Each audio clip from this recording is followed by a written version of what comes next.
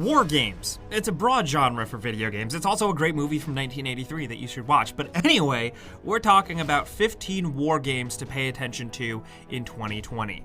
Now keep in mind, we're not talking about medieval warfare. We're talking more modern, because we did that in a previous video. Anyway, let's get started off with number 15 and talk about Days of War.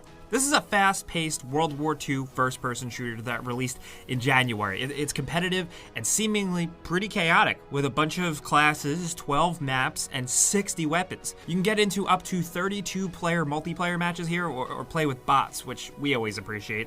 Also appreciated, though, is the gore. Like, despite a pretty straightforward look, there's a lot of dismemberment and exploding heads, which is, you know, honestly entertaining. The game definitely feels smaller scale and independent, and the community is kind of mixed on it right now, but seeing as it is multiplayer focused, we expect it to get stronger over time at least. Anyway, moving on over to number 14, we have Broken Lines. This one is quite interesting. It's alternate history World War II, and it's story focused. It's centered around 8 soldiers who get stranded behind enemy lines.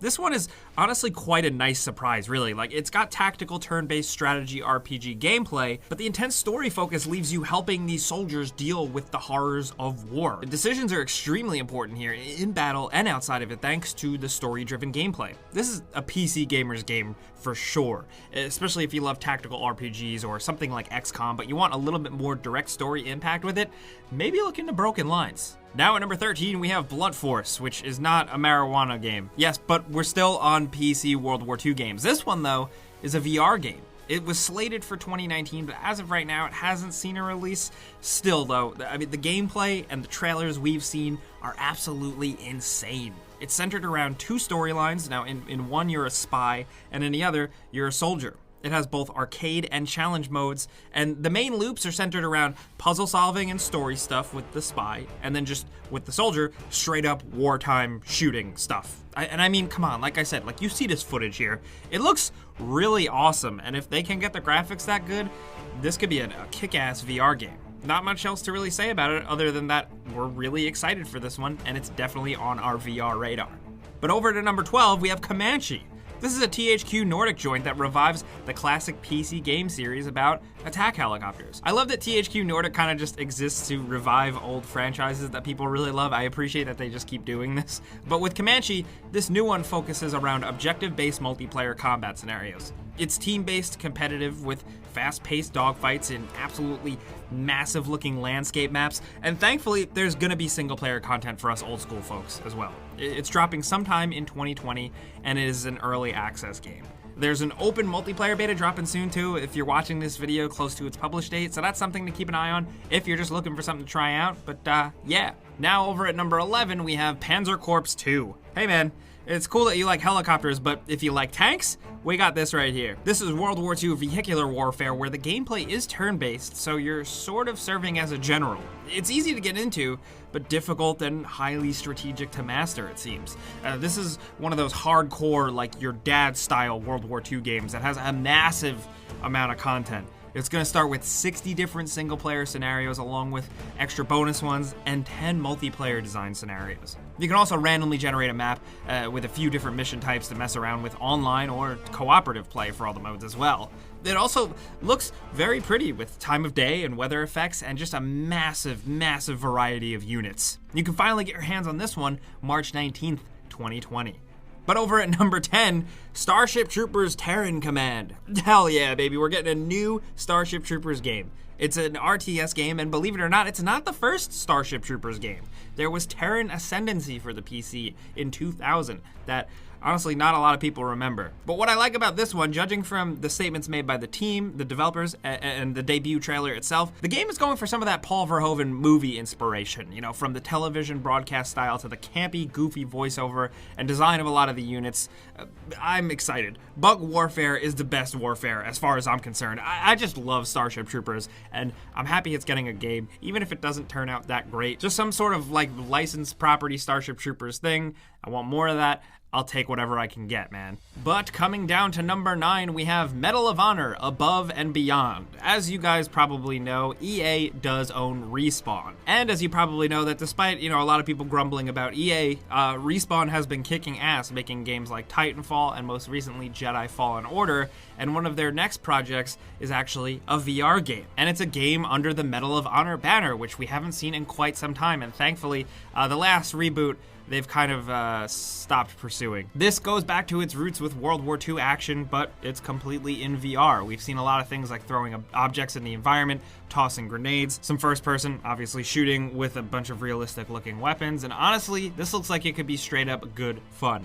It's Respawn's first VR endeavor, but we're hoping that maybe they just have some good ideas and they're gonna try and make things unique here. And also, I think it is worth pointing out that EA, despite how cynical we can be about them and what they do, I mean, at least they're throwing their money towards a VR game. For VR fans like us, that we're happy to see that. Still, again, I just wanted to point out I'm very happy that I'm glad Medal of Honor is kind of going back to its roots here. But next at number 8, we have Land of War, The Beginning. This PC game, man, this one has the potential for some really good stuff. You play as a soldier in World War II venturing across Poland, from the cities to the more rural areas, the battlefields, of course. Now, it's said by the developers to be a modern shooter, but with a classic feel. There's a heavy emphasis on story here, with the developers passionately focusing on the very start of the war in Poland in 1939. There's stealth, there's lots of first-person shooting with tons of weapons, and vehicle sections. Now, I still think gameplay-wise, this one does look a little rough around the edges, but we gotta give credit to them for exploring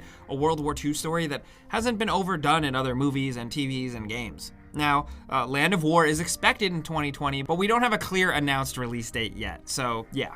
But over at number 7, of course, we've covered tank games, we've also covered attack helicopter games, so we gotta talk about airplane games, Project Wingman. Now, I just wanted to point out different alphas have been available, but the game trailers have been advertising full game coming soon in 2020. It is an aerial dogfighting game through and through, built in Unreal Engine 4, so it looks pretty gorgeous. There's a story mode, which weirdly enough has a real-world fantasy fiction that kind of feels like Ace Combat, plus conquest mode. There's a lot to work through here, and the game has full VR support, something that for this type of game is really, really impressive. I can't stress that enough. The full version of Project Wingman is dropping sometime this year. Now down to number 6, we have Wasteland 3. This one is a reach, but we wanted to highlight it because Wasteland is awesome, and it doesn't get enough love from modern gamers. This is basically the classic PC game that gave us Fallout. Wasteland is a great strategic RPG series, once again set in a post-apocalyptic world. So, you're not fighting a war per se, but you are fighting a war to survive? That's for sure, at least. This time around, the adventure moves to snowy Colorado mountains, where you can set up a new base of operations and train new survivors. Squad-based tactical combat returns, with rangers you can customize and build with different perks and abilities, and of course, there's tons and tons of story with plenty of freedom in decision-making and exploration, just what you would expect from a good PC RPG. There's plenty in the package as you can play solo or cooperatively, which for these style of RPGs always works out really nicely. Honestly, we got high hopes for this one, so keep your eye on it. It's dropping May 18th, 2020. Now over at number 5, of course we gotta mention it. There's likely an unannounced 2020 Call of Duty game. Now, I mean, it's bound to happen. Every year we get a Call of Duty game because the money machine has to keep on turning. So what's it gonna be this year? Last year, Modern Warfare was very interesting. It broke some molds. Everybody feels differently about the multiplayer games in every single entry, of course, but the single player campaign was awesome, and the new engine is great. Are we gonna have Call of Duty Black Ops 5 in 2020? I don't know, but we know we're gonna be playing Call of Duty something, so we had to mention it here. Next at number 4, Crossfire X. It's a first-person shooter set within a massive global conflict between two private military companies. We're getting an Xbox version of the game possibly in this year, 2020. After an exciting reveal trailer last year, a lot of new people were exposed to this game franchise that's been around since 2008 in China. So yeah, it's a Tencent game from Smilegate Entertainment, but it's had legs for a long time, and Microsoft decided to bring the PC multiplayer shooter to other territories in this new revamped version of the game. It's going to have a single-player campaign as well, interestingly enough, co-developed by Remedy Entertainment, the guys most recently behind Control, and before that, Quantum Break and Alan Wake. It's another one of those insanely massive games from an Asian market. It made like $1.5 billion last year, and barely anyone else really knows about it. And I hope by them bringing the game here, we at the very least get to see why the hell it's loved so much in other countries, because Crossfire X looks really pretty and fast-paced and fun, and we can't wait to get our hands on it. But down to number 3, Tom Clancy's Rainbow Six Quarantine. Hopefully this actually gets released in 2020. With Ubisoft kind of playing things very carefully with the release dates right now, it might not squeak in this year. But the setup is 3 highly trained operators from the Rainbow Six universe working together to fight off a sort of technological parasite. Essentially, it was inspired by Rainbow Six Siege's Outbreak event, which people really seem to enjoy. So this was a logical spin-off. We're including it pretty high on the list just because, frankly, Rainbow Six Siege has exploded into an absolutely awesome and entertaining game, and we haven't given it enough respect. We're hoping Quarantine can really spin some of that magic into a weird, new, fun thing to play with friends. Now down to number 2, another thing that caught our eye recently is Outriders. This is from People Can Fly, the folks behind one of my favorite creative shooters, Bulletstorm.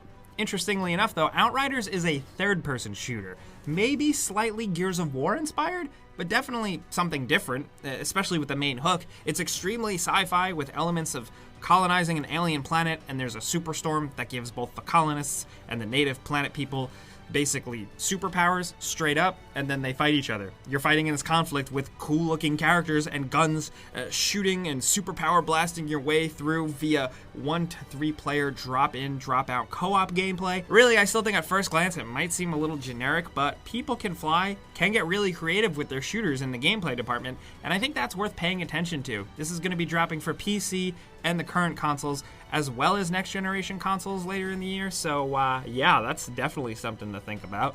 But down to number 1, of course, you guessed it, Halo Infinite, a Halo game that's going to be launching both on Xbox and PC. Is something we're very excited about, and it's a new science fiction war game. Details are still very slight on Halo Infinite, but they have spoken very much on the record that they are going back to their roots. You can tell from just the look of the trailers, the design of Master Chief himself. There looks to be open environments. This is running on a completely new engine. We really have our fingers crossed for this one. We have high hopes because Halo 4 and 5 were kind of like short-term fun. Long-term, didn't really stick in our minds, so to speak, as much as the classic games. So we kind of want that classic feel back. We really hope Halo Infinite can knock it out of the park, because I think the world needs a good Halo game right now, even if maybe you're not an Xbox gamer. Thankfully, the franchise has been coming over to PC. That is very good. Who are we going to be warring against this time? Will it be the Covenant again? Will it be one of those Halo 4 or 5 factions? I don't know, man. But thankfully, we'll probably find out holiday season 2020. Those are some war games that we thought were worth highlighting, but we also wanted to point out a bonus game, Death Stranding, which is releasing on PC this year. There are definitely war sequences in it, so maybe it counts? I don't know.